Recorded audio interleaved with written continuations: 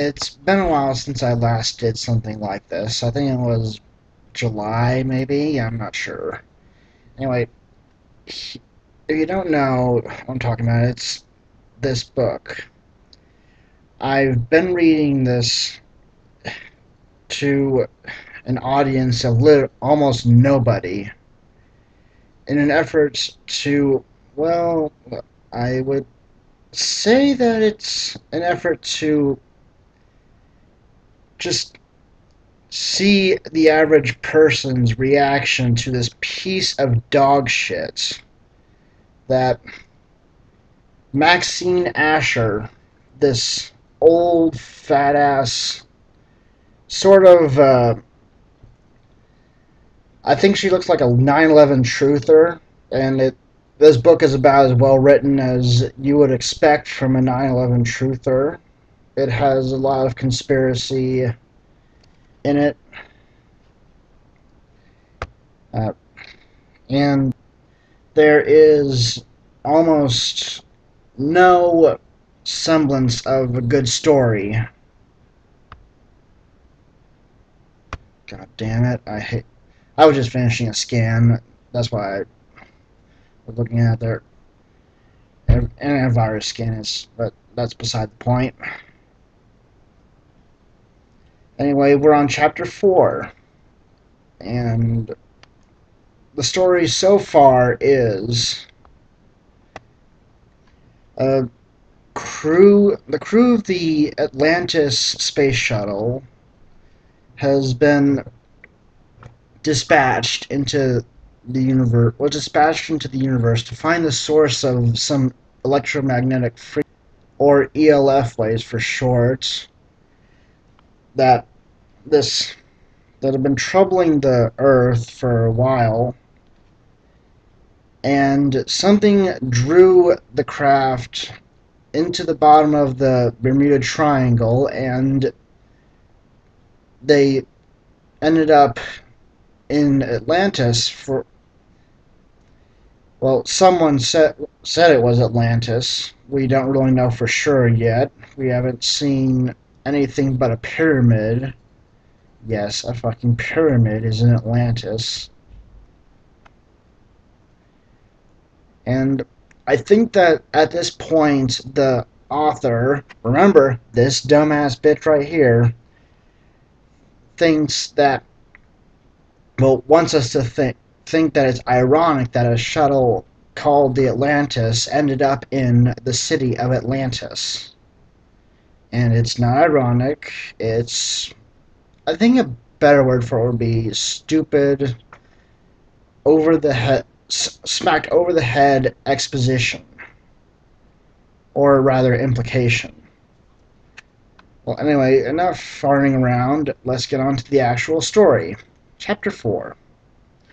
The glass-bottomed boat skimmed steadily along the ocean floor, moving at 3 to 5 miles per hour.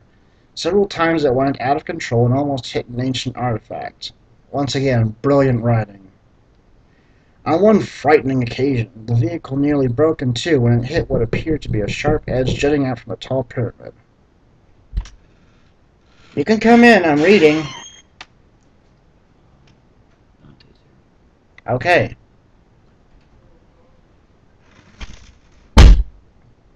That was my dad. Whenever a friend's over, I have to put on pants. That's kind of been a trouble for me. I don't see it, the necessity of it. I work all week to keep my pants off all weekend. Well, according to Mr. Krabs, that would be a man works his pants off all week to keep his pants off all weekend. Yeah, I just fucked up the joke, but who gives a shit anyway? No one's watching this.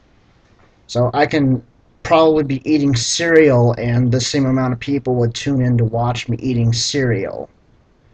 Big fucking deal. But I'm making these in a vain hope that someone will see it. Anyway, where was I?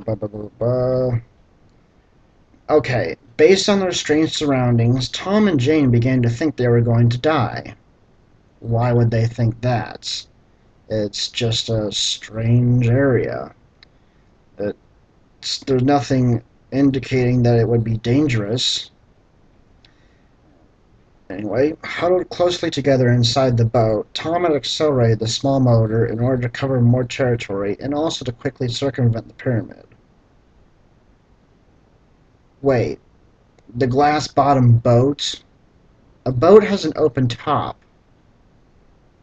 I may not remember from last chapter, but I'm fairly certain that a boat doesn't have well, isn't fit for underwater travel. So, yeah, they probably are going to die because water's rushing in from all sides.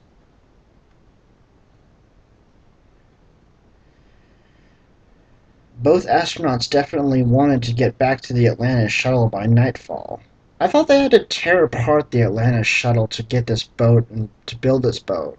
That much I remember. Looking straight ahead, they were about to turn the boat into reverse when they heard a soft thud. For a moment it seemed as if they were stuck on a sandbar, but when they realized that the boat had come perilously close to being sawed in two by a very sharp object, they panicked. Okay, that was kind of a long sentence, but okay. Within seconds, Tom managed to swerve the small glass enclosed vehicle away from the object confronting him. Oh my god, this is... I'm not even going to point out the punctuation mistakes. But I'm going to point out the punctuation mistakes. The small glass enclosed should have a hyphen in between it, but I don't know if you can see that, but there's no hyphen there.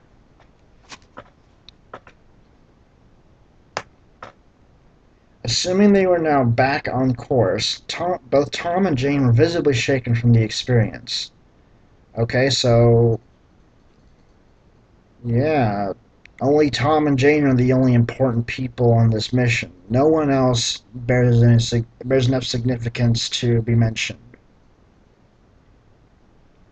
Since they had left their individual scuba equipment back on the Atlantis, if the object had penetrated their boat, they would certainly have perished in an instant. Well, probably not an instant. You could have just swam up to the surface. The Bermuda Triangle is pretty damn shallow. You could feasibly swim back up there. Furthermore, Jane sensed something eerily strange about the occurrence. Initially, when the boat was struck, no object or other artifact had been visible within 30 feet of their vehicle. In the second place, ancient artifacts did not have appendages like the one which struck them. Appendage? Are they going to run into the Leviathan? Or is that just my sick mind talking? Because that would be pretty cool. Leviathan eats them and destroys their boat and kills them all. That would be great. I don't like these people. Finally, with her perceptive apparatus honed to perfection. Oh, 2 commas. Lovely. And what the hell is a perceptive apparatus? Would that be like her eyes, her senses, or her ears, maybe? Or is it some sort of assistive device? Jane knew something strange and mystical was occurring. She sensed that the experience was definitely not in the physical plane. Oh god, I forgot Jane's a fucking psychic. We have a Mary Sue character in here. I should tell you right now, Maxine Asher is a self-proclaimed psychic. So it seems obvious now that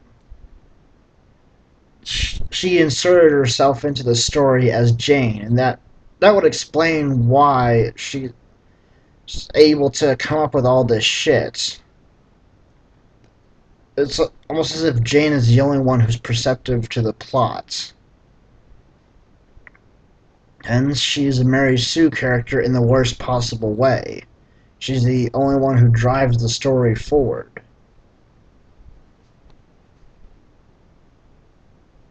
Okay, back to the book. Yet she hadn't the slightest idea about the phenomenon she was experiencing. Tom, Jane said bravely, let's head back in the direction of the pyramid we saw a little while ago. Are you crazy? Tom screamed. That's the last place I'd want to return to. We almost got killed near there. Tom's face was still ashen and nearly chalk white from their close call. Ashen and chalk white? Isn't ash black and chalk white? I'm fairly certain that one or the other would be necessary, but not both. He was also shaking badly. With a frightened look, he said to Jane, I think we should go back now to the Atlantis. No, shouted Jane. Uh-oh. When you say, well, when different speakers are talking, they're usually assigned paragraphs of their own. But in this whole paragraph, two speakers are talking. Just two speakers in one paragraph. It's stupid. Maybe she should have gone to grammar school before she made this book. No, shouted Jane. I feel there's something near or at the pyramid, which might lead us toward the surface of the water. Yeah, realistic dialogue right there. Near or at the pyramid. At the very least, we might find emergency help or figure out a way to get the Atlantis to surface. Jane, you know I'm willing to do anything to resolve our terrible predicaments. Oh, fuck. First, in the first chapter, she misused the ellipses. Now she didn't even complete the ellipses. Just two periods. I don't know if you can see it right there, but there are two periods.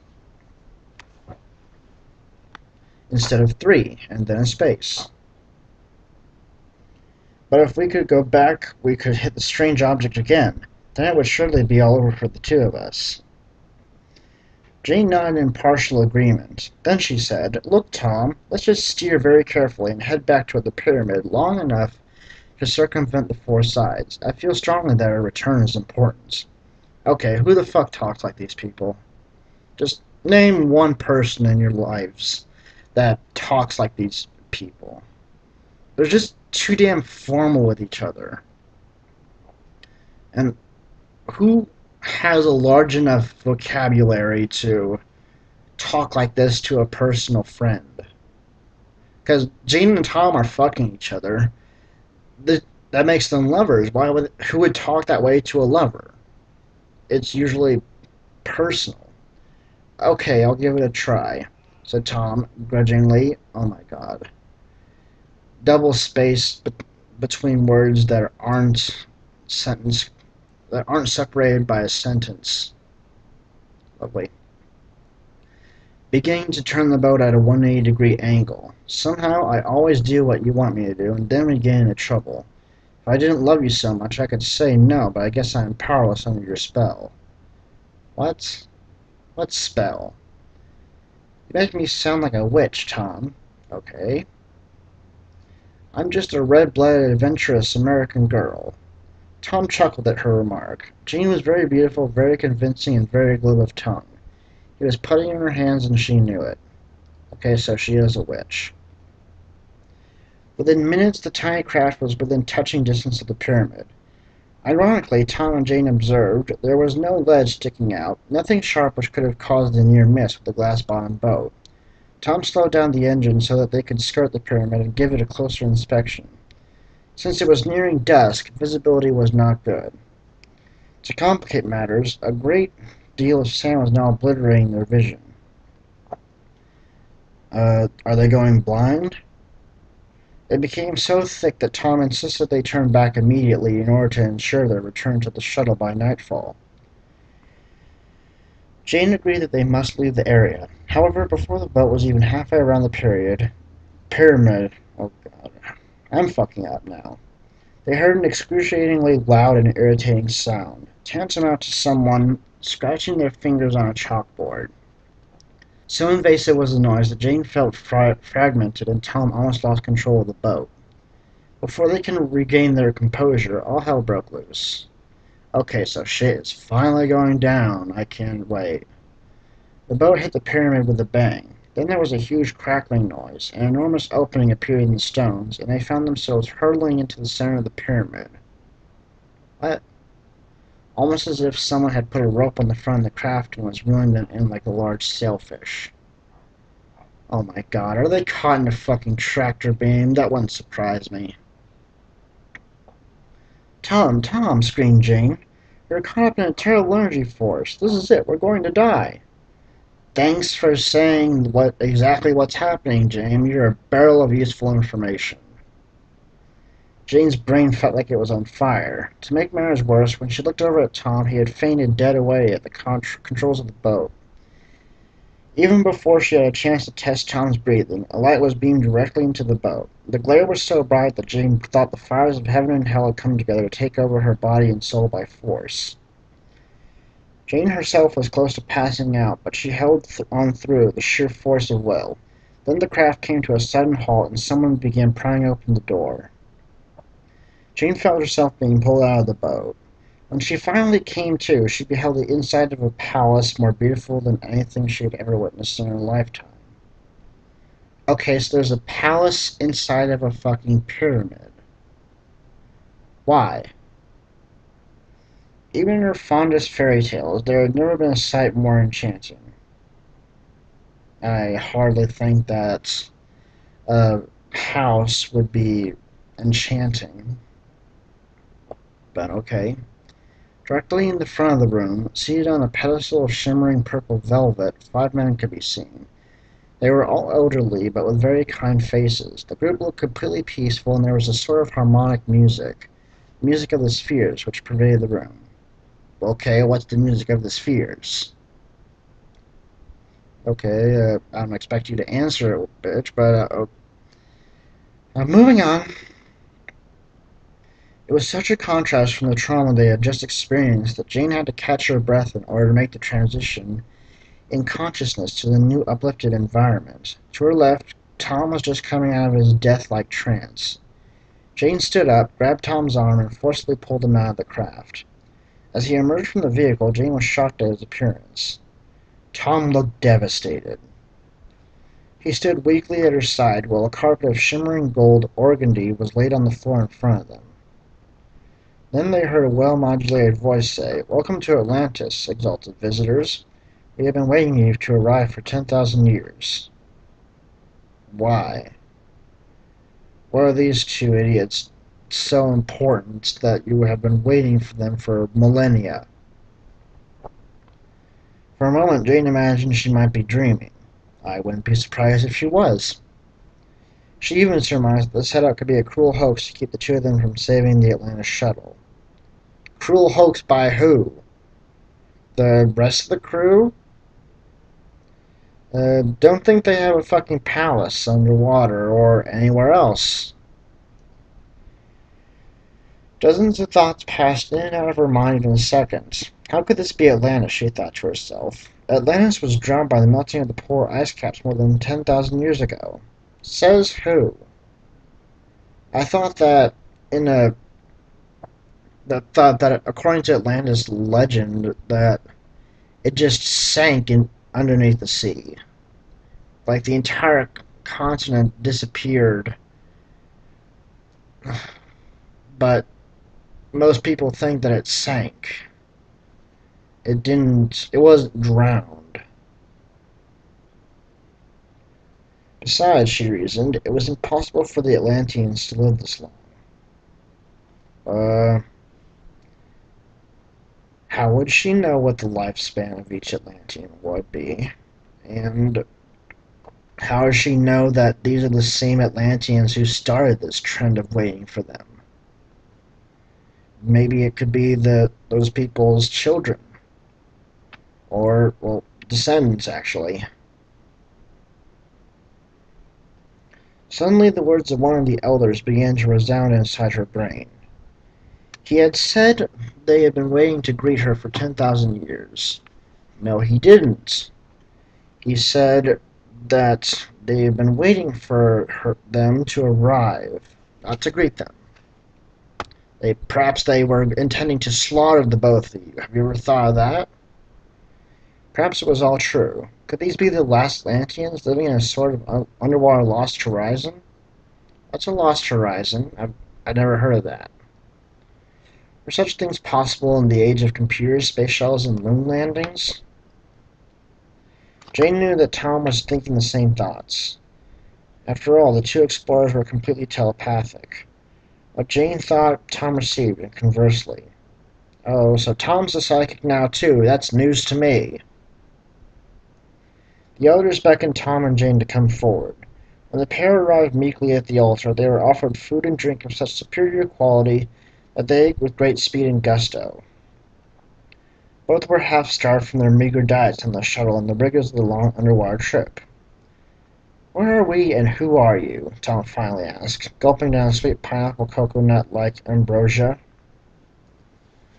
"We are the last survivors of Atlantis, and we've been living here at the bottom of the Caribbean Sea since the time Atlantis was destroyed 10,000 years ago." Okay, so if Atlantis was destroyed, then where did you land? Where did the spaceship end up? Where was that pyramid located, that if not Atlantis? Upon hearing these words, Jane and Tom looked at each other in disbelief. "But how could you survive for so long?" Jane asked in all seriousness.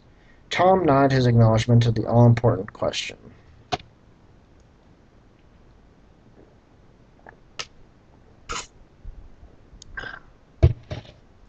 Water. "Because, Tom and Jane, we possess the magical crystals of Atlantis." Okay, so we are going into Disney territory.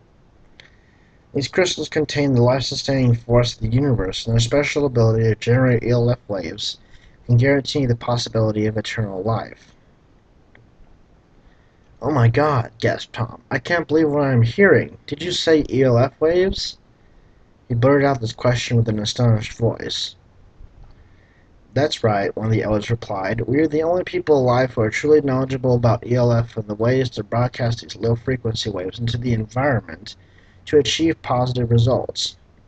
This is done by using the special crystals from Atlantis." Tom was beginning to wake up. Eagerly he asked, "Then the waves also have the power to do many good things. What else can they do besides keeping people alive forever?" "The waves are miraculous," said one of the elders, "but only if they are used properly. They can heal illness, purify water and food, help sustain high spiritual consciousness, impart knowledge to the brain. There is no end to what properly used ELF waves can do for mankind." Excitedly, Jane burst into the conversation, asking the most crucial question in the moment. "Then if the waves give a very special kind of knowledge, you must have already figured out that we came from the crashed space shuttle Atlantis. Is that true?" "Yes, we even knew in advance that you would crash," said another of the Atlantean priests. Uh, so they brought the shuttle down?" "Just a thought. They brought the shuttle down and they didn't really know that they were from the Atlantis. Although they could have guessed that, but I'm reading too much into the realities of this. Moving on. "But how could you know that?" asked Jane in a state of shock. "Because we know about the other terrible powers on Earth who are misusing the crystals and the ELF waves." "I thought you said you had the only ones. Or the last ones, anyway." "We saw clairvoyantly that these evil men were going to sink the Atlantis because they did not want their destructive intentions to be revealed." "I can't wait to get back to the shuttle to tell the others," Tom said. "It looks like our mission was not a failure after all." "Oh no," said another elder. "You can never tell anyone what you have seen and what we are telling you now." "Why not?" asked Jane. "You have to tell them. Simply because if you say anything at all, you will give power to the wrong people, and the evil ones will gain their destructive ends. Did you know they plan to destroy the Earth and take control of men's minds?" "If you were going to destroy the world, chances are you would destroy humanity, too. Plus, how would revealing that people are being deceived help the deceivers? I thought that the truth has the power to obliterate deception, not not help it. That's why so many people who fear truth are liars."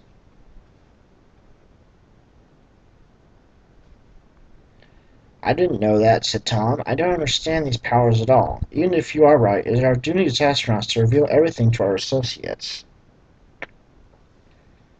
It is obvious that you do not understand the whole situation, Tom, said another elder kindly. But I must tell you now that the manipulation of mind energy generated by the misuse of the ELF waves was how Atlantis was destroyed the first time, thousands of years ago. Oh, oh fuck. Oh, fuck. I give up. Jane nodded her head in agreement. I think I understand what he is saying, Jane said.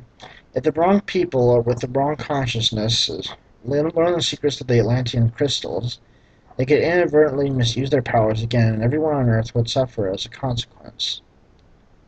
Okay. Exposition bitch 101. But our crew members are good people, protested Tom. They would never commit evil deeds. They may be good people, said one of the elders, but only you and Jane have pure Atlantean consciousness. What? That is why we trust you with the truth about ELF. Furthermore, you are soulmates, which means that your spiritual purpose is identical. Your combined high energy is the key to freeing the Earth of its scourge, but you must do things right this time. This time? You mean they're descendants of Atlantis, of some sort of Atlantean heroes or something that failed, or... Oh, God. This is horrible on so many levels. Do what things right, asked Tom. Work together in perfect harmony, said the elder. And such harmonic togetherness takes time and practice. It does not come naturally to most people. But we don't have time, said Tom. Our crew will die within days, perhaps even hours. We must get help to them immediately. You have plenty of time, said one of the elders. The Atlanteans and their descendants are timeless. At that remark, Tom glanced at Jane, and his eyes looked down in disbelief at such a ridiculous statement. You're right, it is ridiculous. I'll give you that. Then Tom glanced at his watch. It had stopped at 10 a.m., the time they left the shuttle to embark on their underwater exploration. Grabbing Jane's arm, he looked at her watch and was astounded. It had stopped, too, also at 10 o'clock. Then he looked around and saw that there were no clocks in the palace. It seemed that for Tom and Jane, time had stopped completely. Well, no shit. That's what you were saying when you said that the clocks had stopped at 10. Or are you trying to foreshadow their demise or something? That's a really stupid way to do it. Anyway, that was chapter fucking 4. Tune in next time to see just how much dumber this book gets. God, I need to work on my stuttering.